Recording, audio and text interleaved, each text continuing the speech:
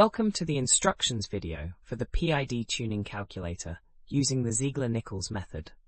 In this video, we will show you how to use this tool to calculate optimal PID controller parameters for your control systems. This calculator uses the Ziegler-Nichols closed-loop tuning method to determine PID controller gains.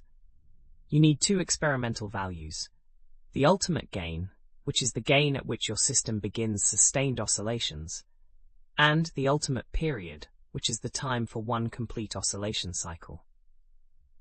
The calculator applies the Ziegler-Nichols formulas where proportional gain equals 0.6 times the ultimate gain, integral time equals the ultimate period divided by 2, and derivative time equals the ultimate period divided by 8.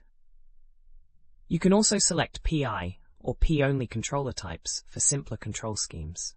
These calculated values provide an excellent starting point for fine-tuning your control system performance.